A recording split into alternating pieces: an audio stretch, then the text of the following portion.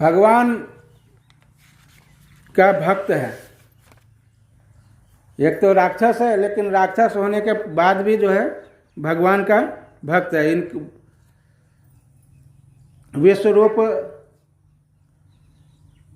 विश्वरूप का नाम आपने सुना होगा, विश्वरूप है।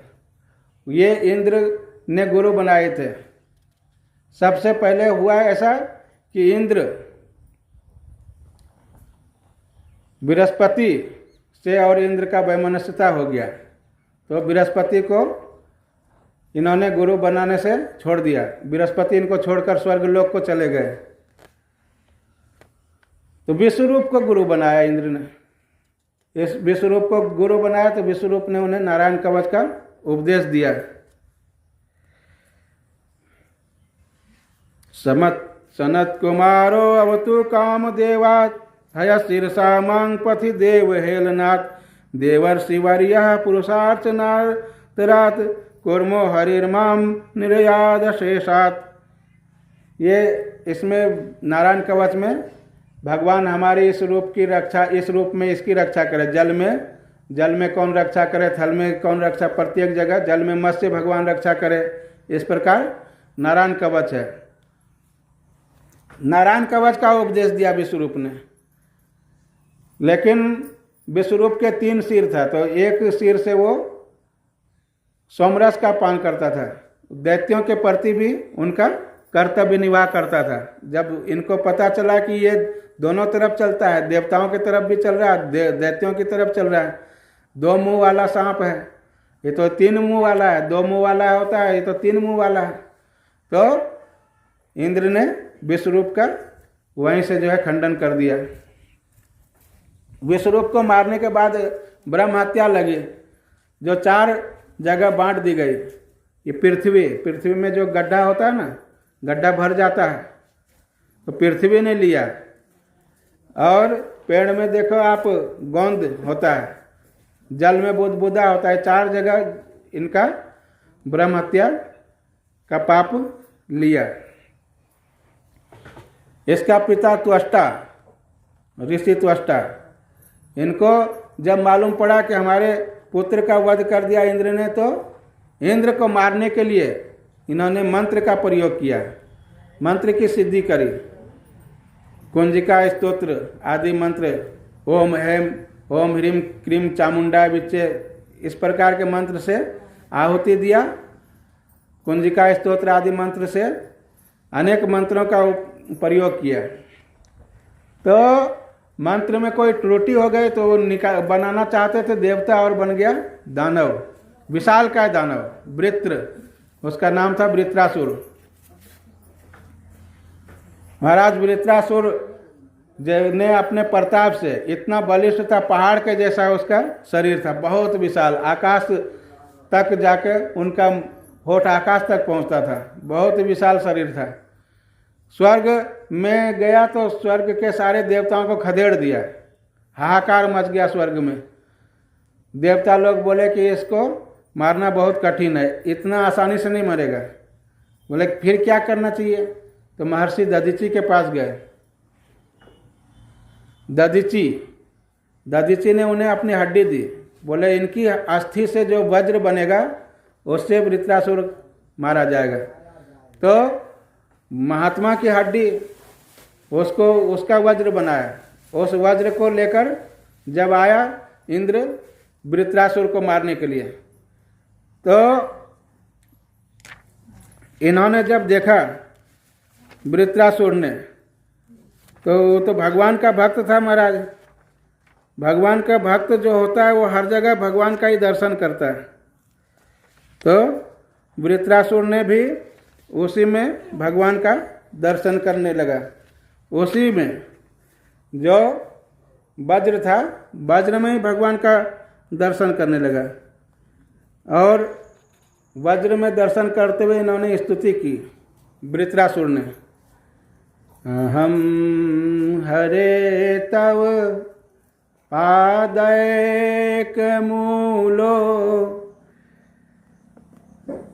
दासानुदासो भवितास्मि भूयः मनः स्मरेता सुपतेर्गुणास्ते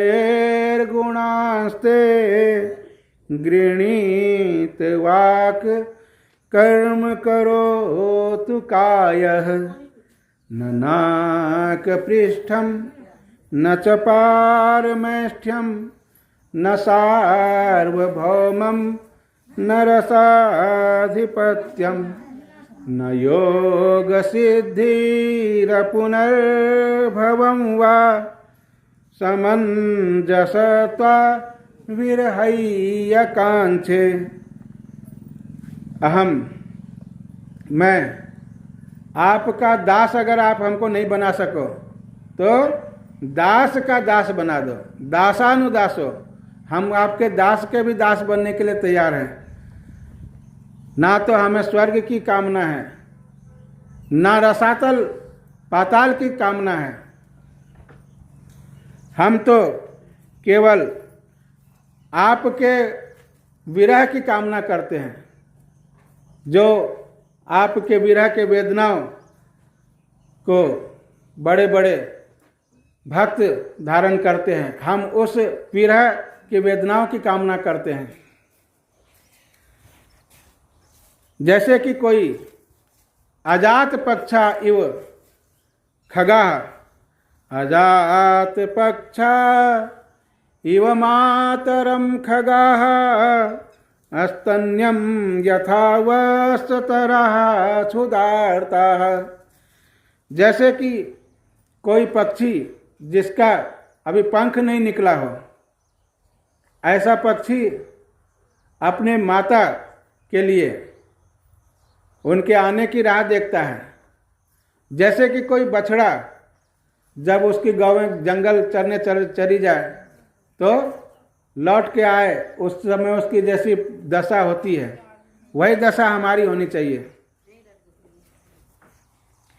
किसी ने कहा कि बछड़ा तो भूख के मारे माता की याद करता है, और पक्षी जिसकी पक्ष नहीं निकला है, ऐसे आजाद पक्षी ये तो भय के मारे माता को याद करता है। तो क्या भगवान को भय के मारे या भूख के मारे याद करना चाहिए? तो आगे कहते हैं, प्रियम प्रियेव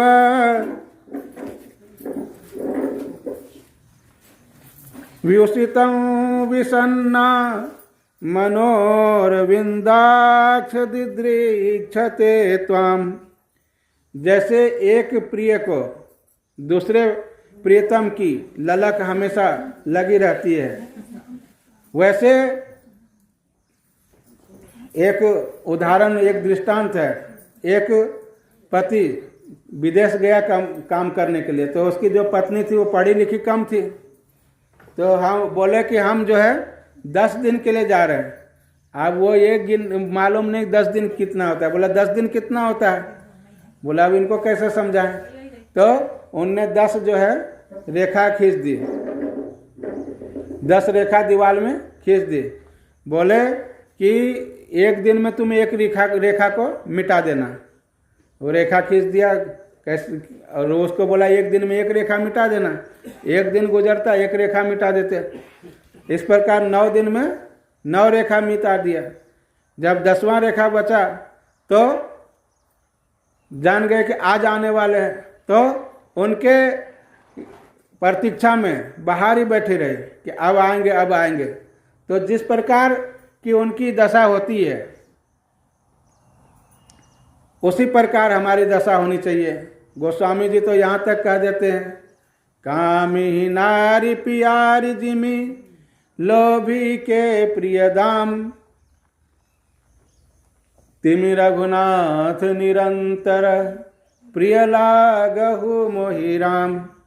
किसी भी प्रकार से, काम से, क्रोध से, लोभ से, किसी भी प्रकार से, जैसे लोभी को धन प्रिय होता है, उसी प्रकार भगवत भक्त को भगवान प्रिय होना चाहिए। इस प्रकार स्तुति किया। इंद्र ने देखा, अरे ये तो बहुत बड़ा भक्त है। वृत्रासुर के ऊपर इन्होंने वज्र का प्रहार करना चाहा, तो उनके साथ में जो वृत्रासुर के थे सब भागने लगे। वृत्रासुर ने बोला, अरे रुक जाओ रुक जाओ, जातस्य ही ध्रुव मृत्यु, जो जन्म लेने वाला है वो मरेगा तो निश्चित है। लेकिन गीता में भी यही श्लोक है और यही श्लोक यहाँ भी है, लेकिन उसके उपदेश का कोई प्रभाव नहीं पड़ा। उपदेश का प्रभाव तब पड़ता है जब आचरण व्यक्ति स्वयं करता है। भगवान श्री कृष्ण ने भी वही बात कही और वही बात वृत्रासुर भी कहता है, लेकिन कृष्ण भगवान की उपदेश आज तक याद है लोगों को। और वृत्रासुर ने भी वही बात कही, लेकिन किसी को भी याद नहीं है, क्योंकि एक परिवेश होता है और कहने वाले की पात्रता देखी जाती है। सब मैदान छोड़कर भाग गए।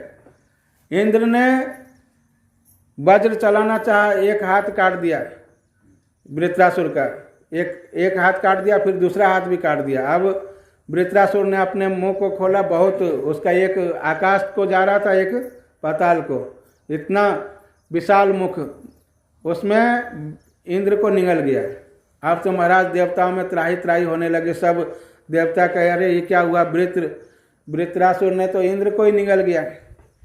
लेकिन इंद्र के हाथ में क्या था, वज्र, और वज्र से उनके पेट को काटते गया और उनका विशाल शरीर था, काटते काटते साल भर लग गया। साल भर बाद जो है इंद्र ने वृत्रासुर के पेट को काटा, जब उसे इंद्र का नाम वृत्रहा पड़ा। और इंद्र का तो देखो पहले से कितना नाम है, ब्रह्महा, पितृहा, गोघ्नो, मातृहा, आचार्यहा, अगवान, पहले से इतने जो है आचार्य किया हुआ इंद्र। ब्रह्महा, ब्रह्म को हत्या किया था, ब्रह्मा नाम पड़ा।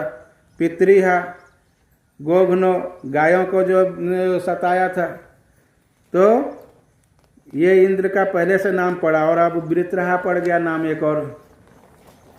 भाई ऐसे स्वर्ग का राज नहीं चलता है। कितना जो है, कितने आचार्य डिग्री लेना पड़ा, कितने को मारना पड़ा। ये वृत्रहा का वृत्रासुर का चरित्र है। आप कहेंगे कि वृत्रासुर के अंदर ऐसा क्या था जो इतना भक्त कैसे हो गया, वो राक्षस के योनि में जन्म होने के बाद भी इतना बड़ा भक्त कैसे निकला। तो वृत्रासुर कौन था पहले, चित्रकेतु नाम का राजा था। इनके 1 लाख रानियां थी, कहीं कहीं तो 1 करोड़ भी बताते हैं। अब बताओ कौन से युग की बात है, सतयुग की बात है। राजाओं की बहुविवाह प्रथा था, इनकी 1 लाख रानियां थी और किसी जगह 1 करोड़ की प्रमाण है। इतनी रानियां थी लेकिन संतान एक भी नहीं। एक दिन अंगिरा ऋषि इनके पास आए, बोले महाराज हमको कोई संतान नहीं है, अब हम जीवन, देखो पहले वाली बात आ गई जैसे आत्मदेव की तरह। बोला कि हम जीवन अब नहीं धारण करना चाहते हैं। अंगिरा ने दया करके एक फल दिया, बोला ये फल को अपनी बड़ी रानी को खिला देना। बड़ी रानी को फल खिला दिया, उसके संतान हो गया।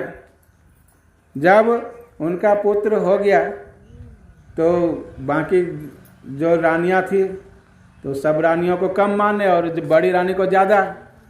उनने कहा कि देखो ये हमारा जो है कारण यही है कि हमको क्यों नहीं मान रहे। सब रानियों ने सलाह किया कि ये पुत्र अगर नहीं रहेगा तो फिर से राजा हमको मानने लगेंगे। तो सब ने मिलके उसके पुत्र को मार दिया। ये सतयुग की बात है। बताओ उस समय भी मतलब ऐसा होता था, उस समय भी मार दिया जाता था, बाल हत्या तब भी होता था। अब महाराज चित्रकेतु बड़ा शोक में पड़ गया। नारद जी आए, अंगिरा आए, दोनों आए।